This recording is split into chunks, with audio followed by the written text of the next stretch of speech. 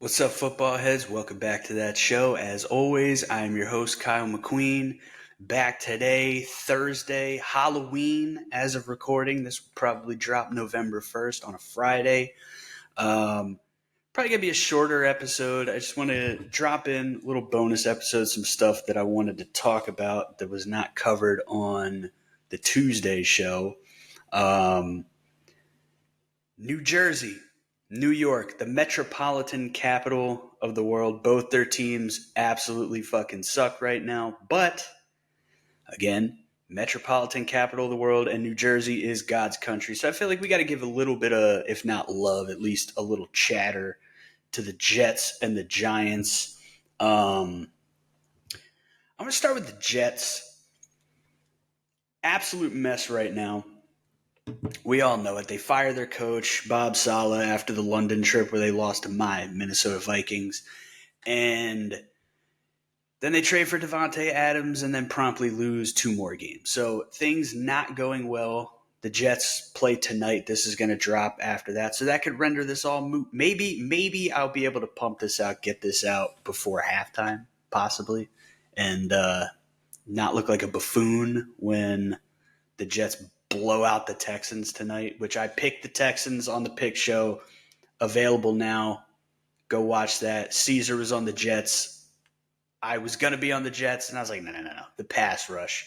Daniil Hunter, Will Anderson Jr. killing it right now. Cannot pick the Jets. So I didn't pick the Jets, which means they're probably going to win, which means I will hedge it, and that is not sports betting advice. But what is wrong with the Jets? I think Aaron Rodgers is going to catch a lot of the heat because he's Aaron Rodgers. And, I mean, you can read into that any number of ways. He's a Hall of Fame top-tier quarterback. They bring him in to get them over the hump. They feel like they got some weapons. They got a great defense. We bring in a quarterback, a guy who's done it before, a guy who knows what he's doing, doesn't need to be developed. He's ready to rock and roll. They should be much better than this. So, of course, he's going to catch heat. The offensive line – justifiably going to catch some heat. But me, as a noted Aaron Rodgers apologist, some might say Aaron Rodgers sympathizer, others might say I am Stockholm syndromed from him just beating the dog shit out of the Vikings for years. Although in the Zim era, it was back and forth. Packers got the edge. I'm going to give him that. I'll give him that. But nice back and forth. You hear Rodgers talk about that time in his career. He's always very complimentary to those Vikings teams, the players on the team. Harrison Smith, he always speaks glowingly of. Barr, Kendricks, Zim, and what Zim was able to do defensively. And I understand where people are coming from when they want to lay the blame on Rodgers. And he's an easy target, and obviously he's going to divide everybody as soon as he comes out and talks about being immunized and his stance on the vaccine, his stance on many other things, supporting RFK Jr., all, the baseless chatter about him being a vice presidential candidate, which was never going to happen. I'm not going to get into politics. This is not going to be a political show by any stretch of the imagination, but it's understandable. Like you come out with some stuff like that. And listen, if we're gonna admire, the LeBron Jameses and people like that of the world that are using their platform to speak out on social issues or political issues, then you can't blast this guy for doing it just because you don't like what he's saying. I am not going to make this a political show, but it's understandable why he comes out, says some stuff. You're going to divide the fan base, just like Colin Kaepernick did what he did, and you're going to have people on the other side that are going to say, "Fuck this guy, get him out of the league."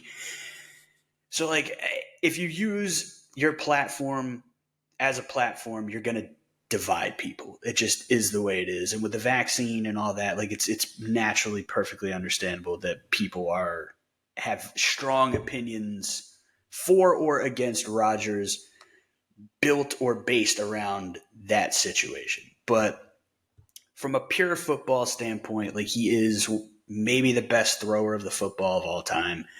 One of the greats, one of the all-time greats, going to be a first ballot Hall of Famer, as he should be. but they're just not getting it done. And a lot from a football perspective is pointed at Rodgers because, he just turned it into, the Green Bay Packers from 5 years ago, last year, Randall Cobb, Alan Lazard. This year, you still got Lazard. You bring in Devontae Adams.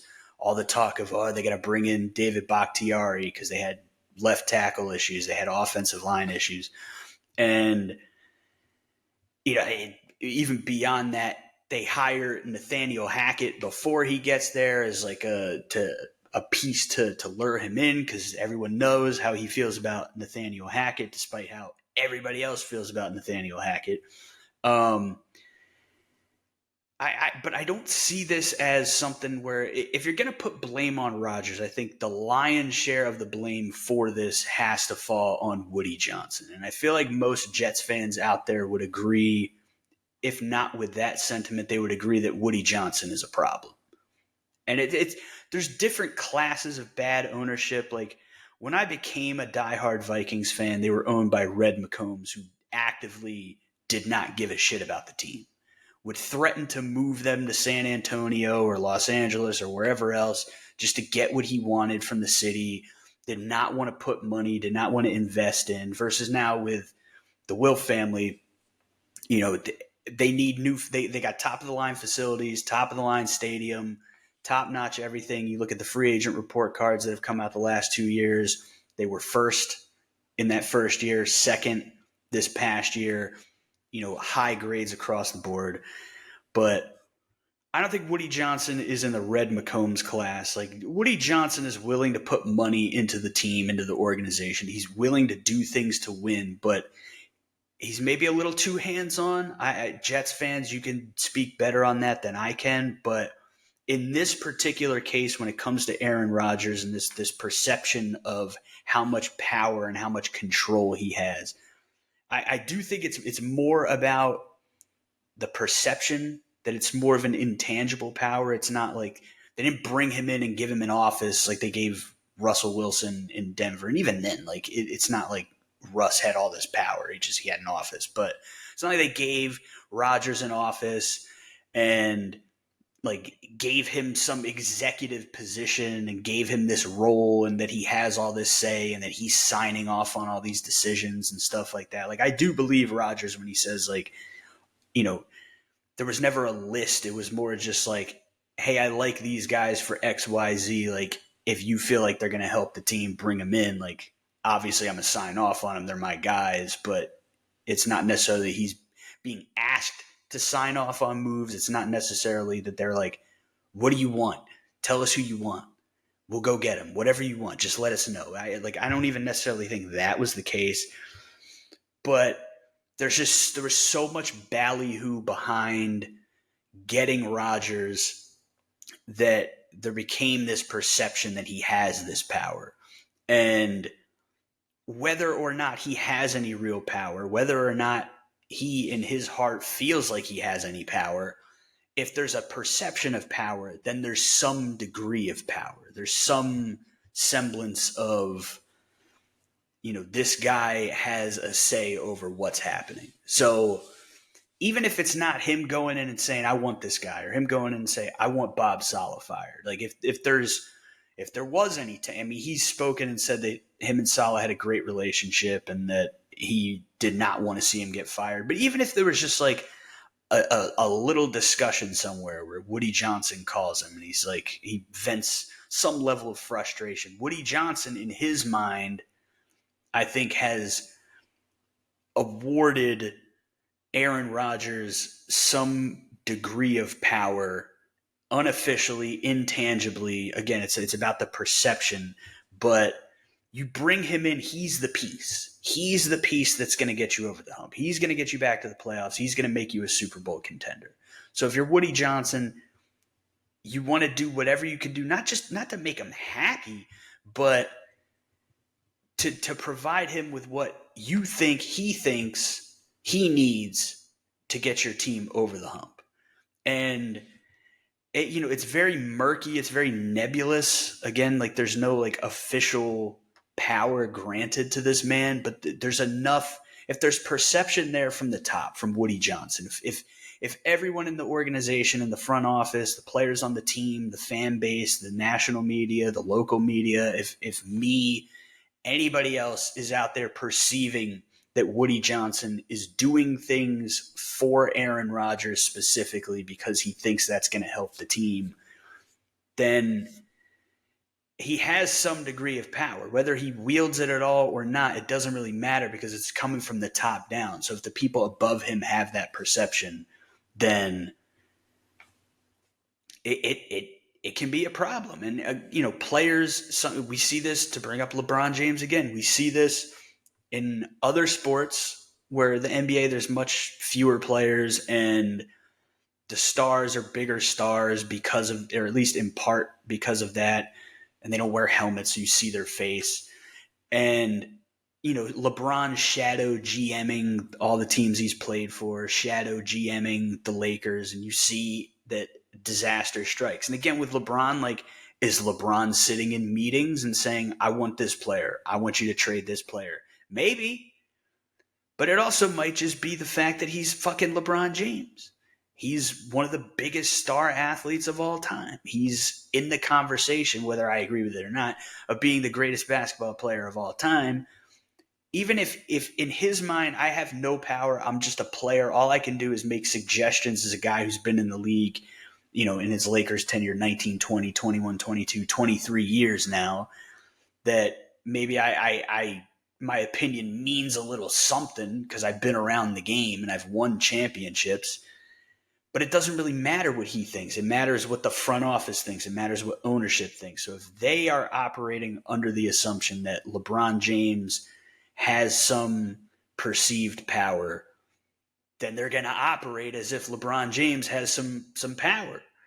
And they're going to make decisions whether, you might go to LeBron and say, hey, were you behind firing Darvin Ham? Were you behind trading for Russell Westbrook or acquiring Russell Westbrook and then getting rid of Russell Westbrook? And LeBron, in any of those cases, might say, yeah, or he might say, not really, but they could be operating where it's like, all right, we think this is what LeBron wants. LeBron's not going to come out and say, fire the coach. Maybe he is.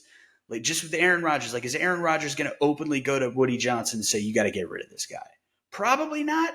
Maybe, but probably not. So they don't want to put him in that position. So they're trying to read the tea leaves because they've convinced themselves that Aaron Rodgers has this power, and it's just from their own perception of how desperate they were to get him and how desperate they are to surround him with the pieces that he needs to be successful with this team, that they're running through all these mental gymnastics of trying to figure out what does Rodgers want? What does he really want? He says he wants this or he's okay with that, but we don't want to put him in a position to have to say, yeah, we should get rid of this guy or trade assets and go get this other guy. If you don't want to put him in that position, then you're trying to read those tea leaves. You're trying to just constantly figure out, okay, what does he really want? We can't put him in the position and ask him, but does he want Saleh fired? Maybe we should fire Saleh. To me, and this is from the top down, and you can blame the front office as well to whatever degree, but if we're going to put any blame on Aaron Rodgers, I think we got to put more blame on the people above him that have – because I genuinely do not believe that Aaron Rodgers came in and demanded any sort of power. Now, I know there's a lot of people out there that perceive him to be a malignant narcissist.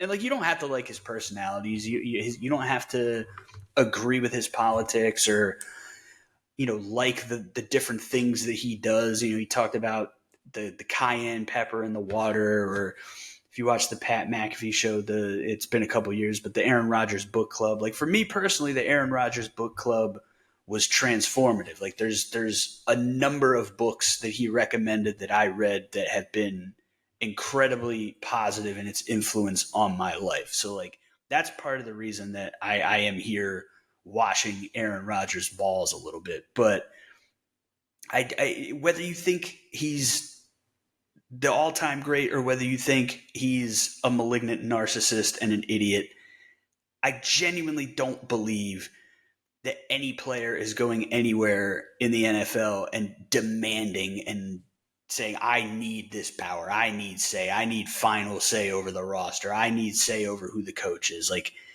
that's just, it's not football. It's not the NFL. So I really do think it's this perception from above that they treated him like this savior figure coming in. So now they're bending over backwards, trying to appease him in ways that he might not even want to be appeased. Now, I'm sure he's happy to have Alan Lazard on the team. I'm sure he loves having Devontae back. But did he want Bob Saleh fired? I don't know. He's been around long enough to know, like, it's a tough gig, man. Like, it's a tough league, and you never want to call for another man's job. Like, I sat up here and called for Bob Saleh's job after he got fired and said that I think he should have been fired before the season, and that there was evidence as to why that was the case. He had done what he was going to do, which is build up an elite championship caliber defense. And I've talked about this before. You see it in the NBA, like Doug Collins into Phil Jackson, Mark Jackson into Steve Kerr, where there's a guy that takes a team, builds up an aspect of it, gets them to a certain point, but he's not a championship caliber coach. So then you bring in a guy who maybe can't elevate a team from nothing to greatness, but can take a team that's good, make them great, make them a championship contender.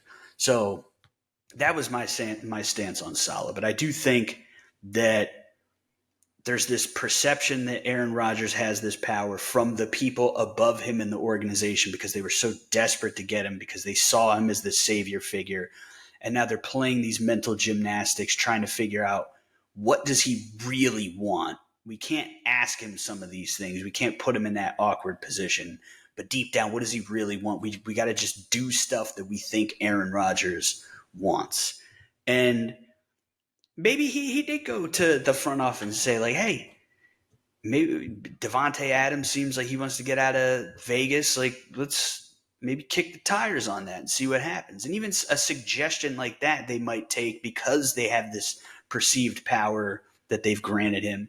They might look at that and say, like, we have to get Devontae Adams. Aaron Rodgers is going to be pissed if we don't get Devontae Adams. And maybe he's not going to be pissed. Maybe he was just making a suggestion because he likes the guy. He's his friend. And also, Devontae Adams is a great wide receiver, which could help the team. It's going to help Garrett Wilson and not having to deal with double teams all the time. It's going to open some things up, which should then help the run game. And I don't know. If we're going to blame Aaron Rodgers, we got to put more blame on the people above him that have enabled this to become a situation. Even if they spoke during the trade process and said, Aaron, when we come in, you're going to get final say over the roster. You're going to get final say over the coaching staff. You are going to have tangible, real power.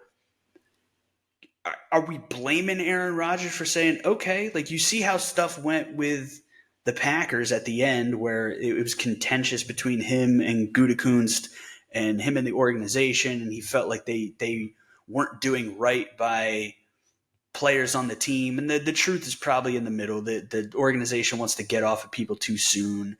Players have attachments to their teammates, and they don't want to get off them at all until the guy's ready to walk away and retire. So the truth is probably somewhere in the middle. But if you're Rodgers and you're coming off of a few years of feeling like the Packers, not that they don't appreciate him, but they don't appreciate him to the extent of what he has contributed to the organization, to the team, leading a team to a Super Bowl.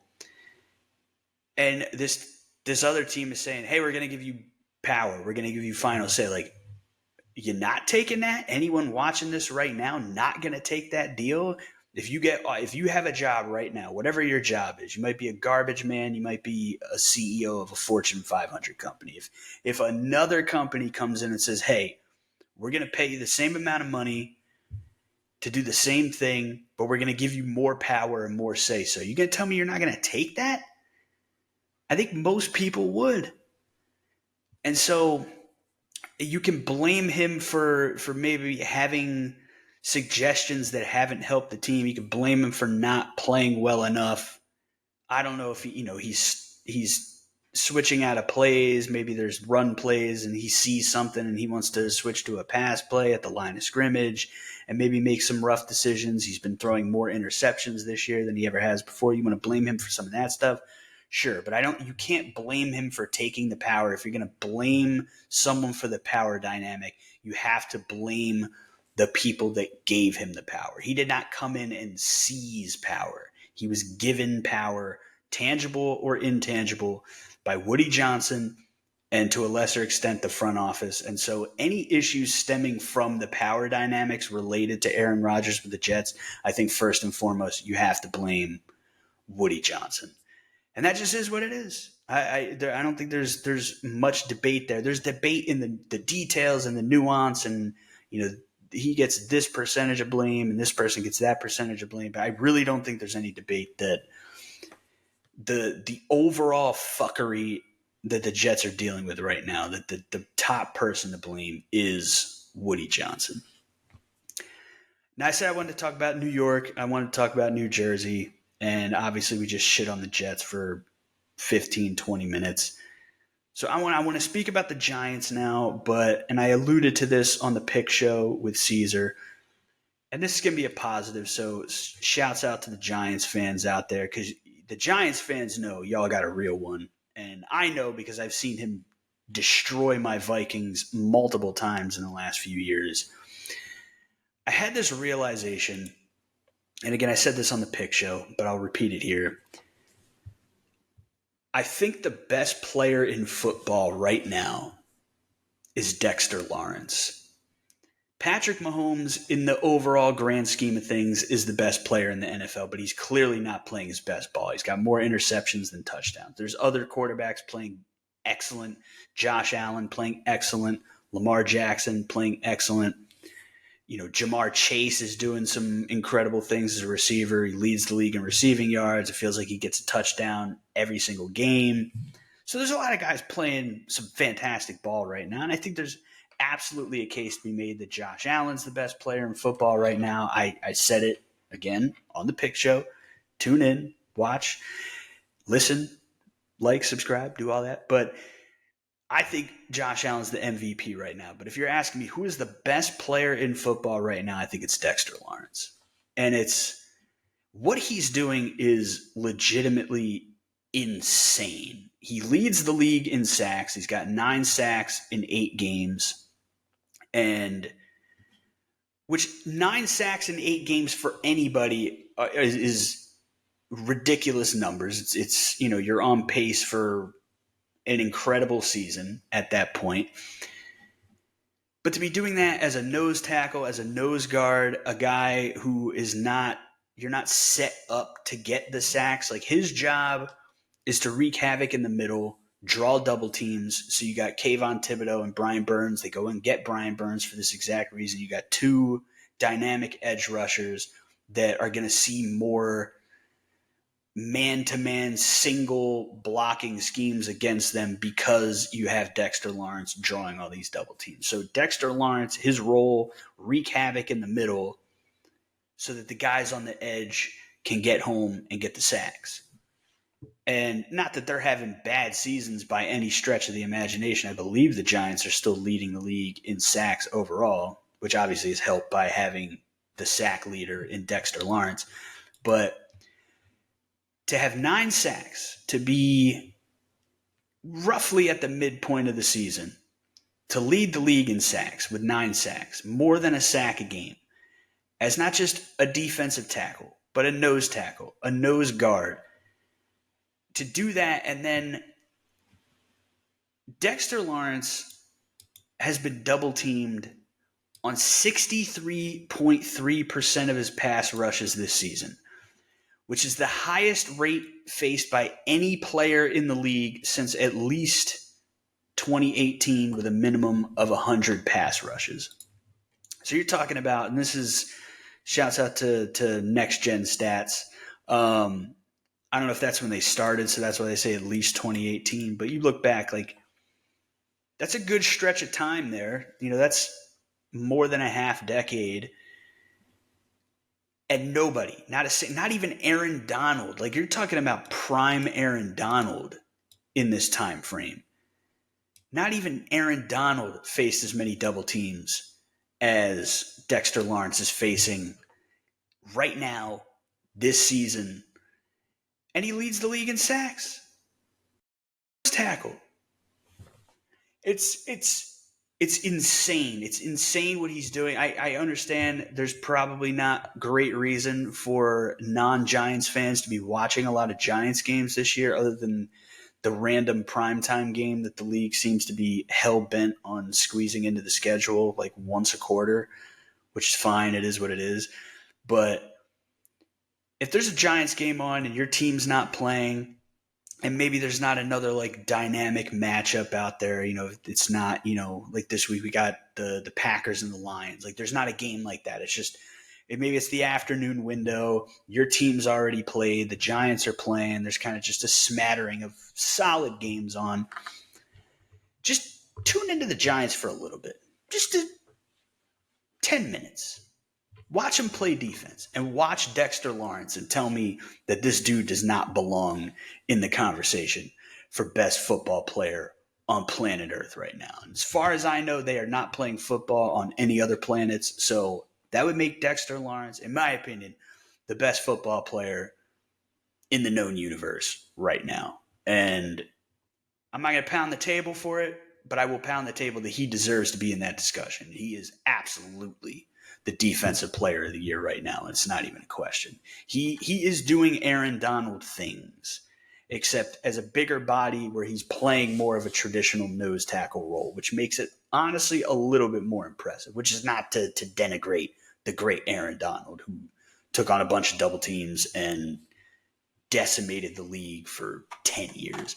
But it's crazy. It's absolutely insane what Dexter Lawrence is doing. He's fun to watch. If you got to watch if the Giants are in prime time and you're like, I don't want to watch this fucking game, but I love football. I'm a football head. I want to watch some ball.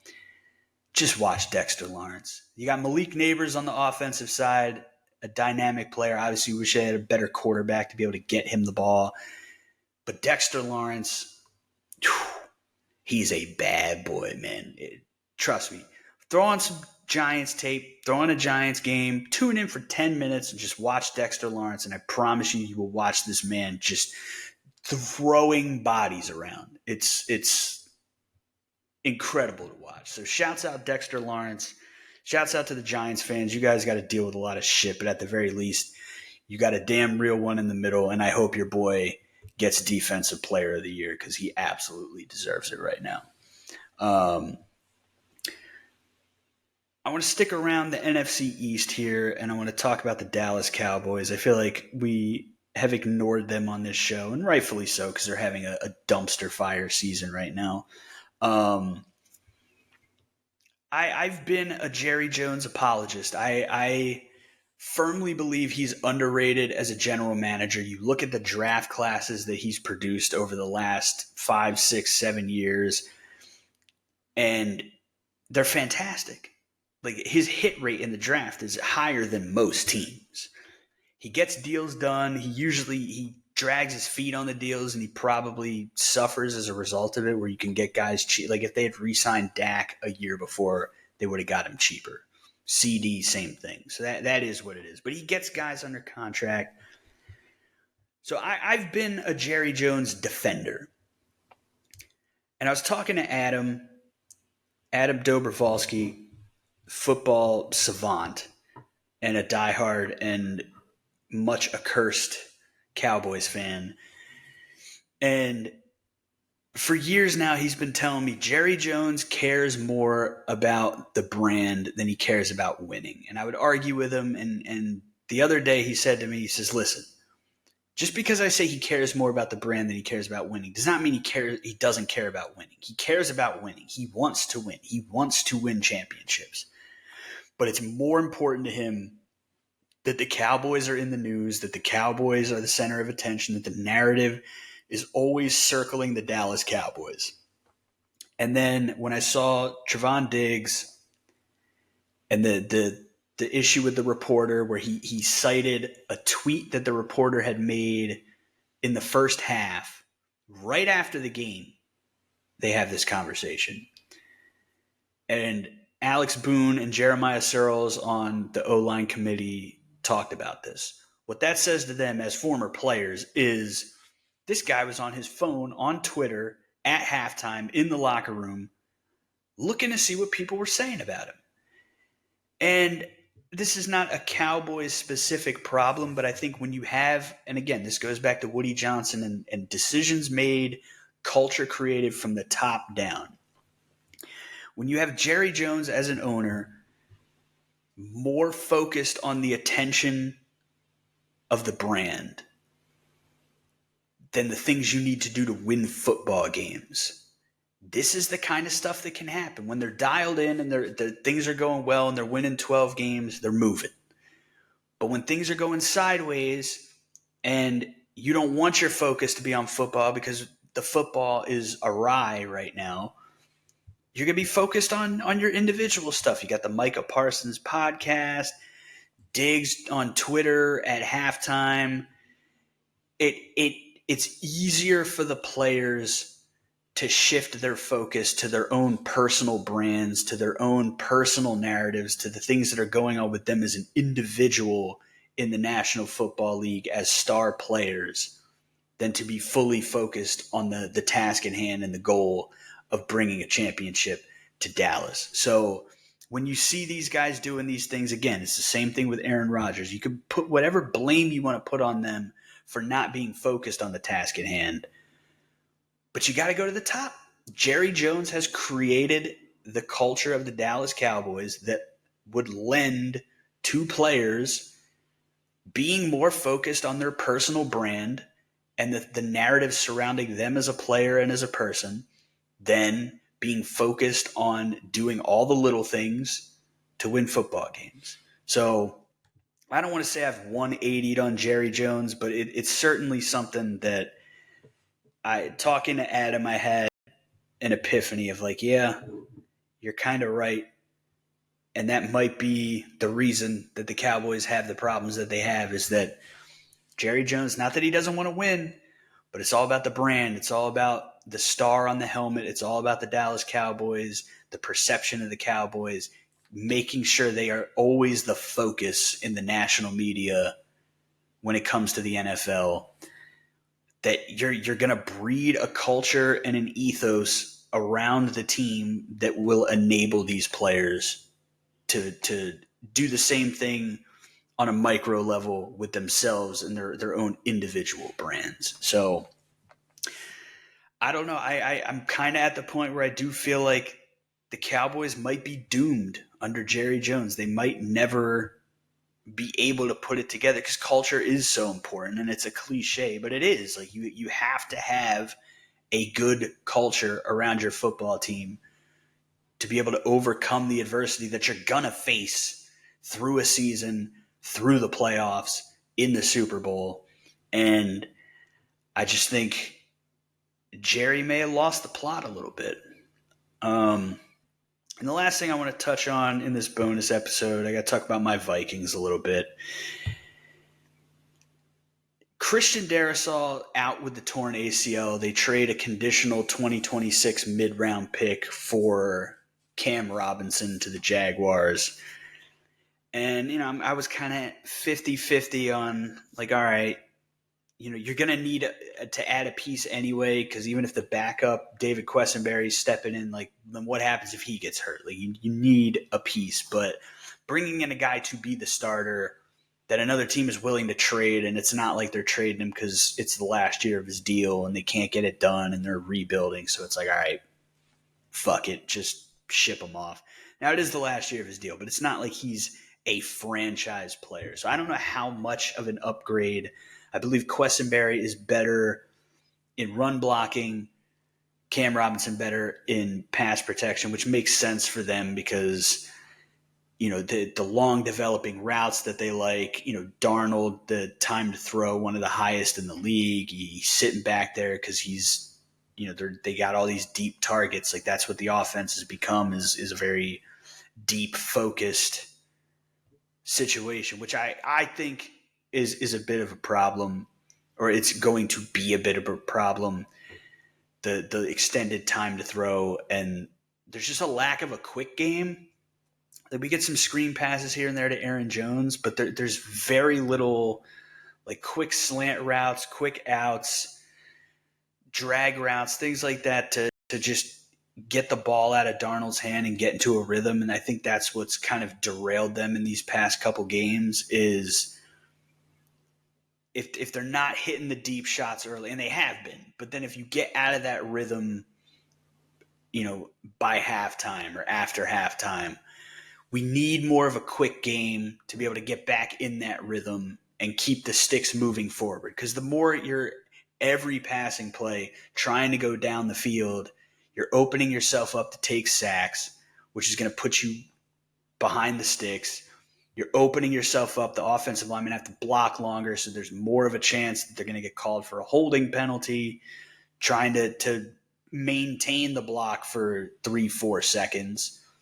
I think the Vikings, we need a little bit more of a quick game, whether or not you trade for Cam Robinson or not. But Christian Darrisaw might be the hardest player to replace on this team. And that's with all due respect to Justin Jefferson, who is still the best receiver in football.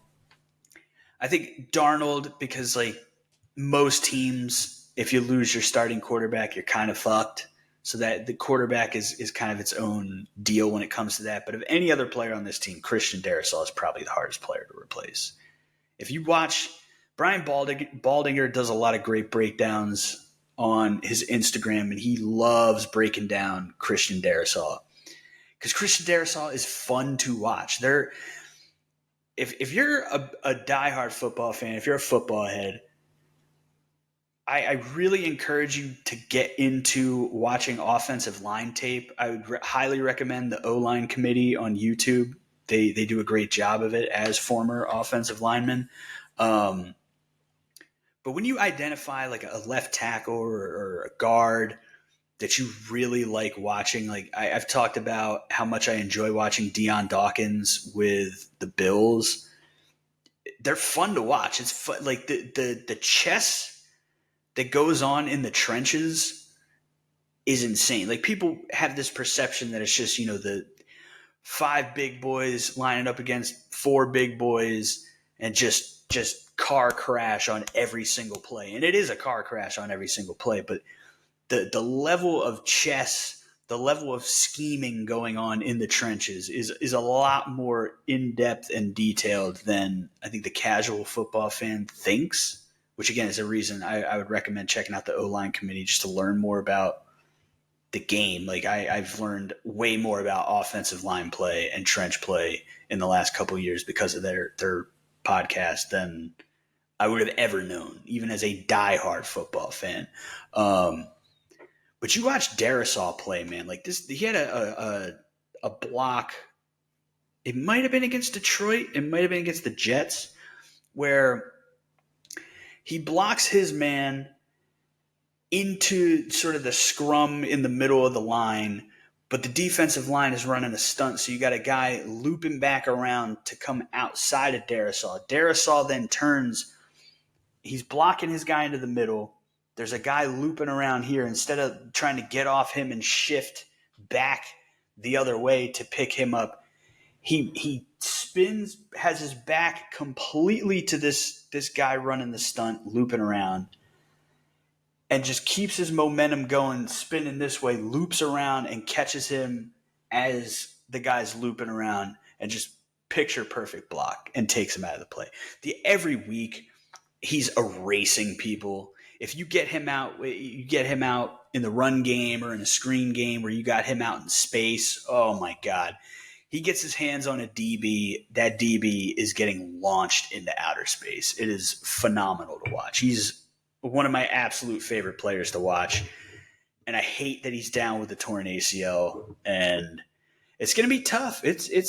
You like to think, he's a great player, but it's an offensive lineman. Like there's 4 other guys. Like they can manage, just run a little more 12 personnel and have an extra tight end out there, or, we got CJ Ham, just have him, helping chipping guys from the backfield.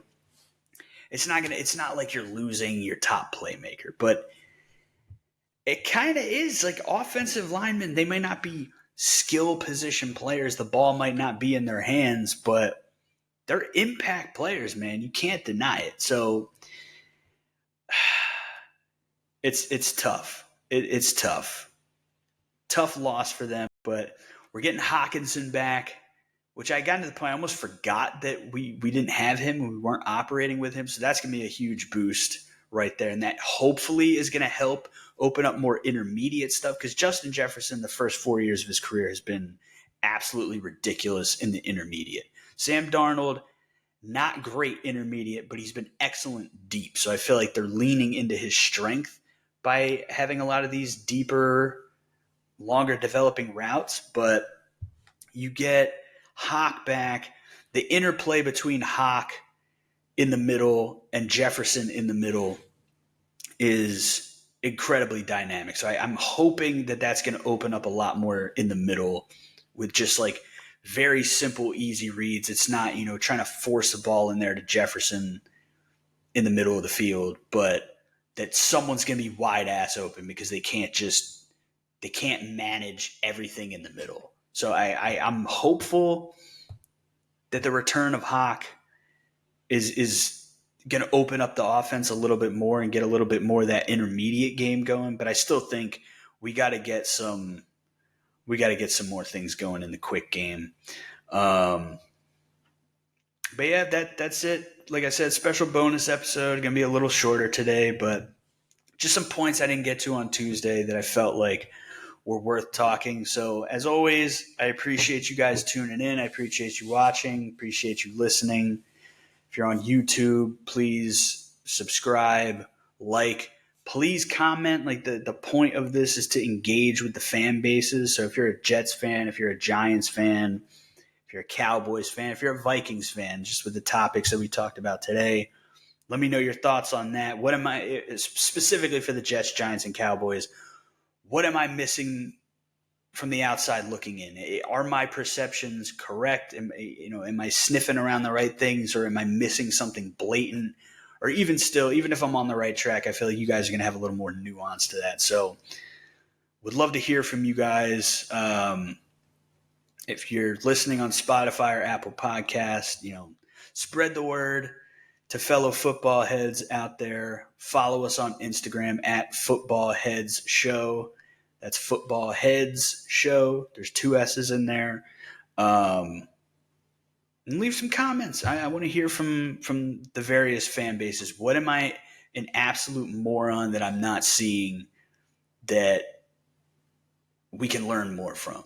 So if you're a fan of any team at all, what should I be talking about? What should we be talking about? What should the national media be talking about? Because we're all boneheads and we can't focus 100% on everything. What are we missing? I want to know. So with that said, till next time, as always, take it easy, football heads.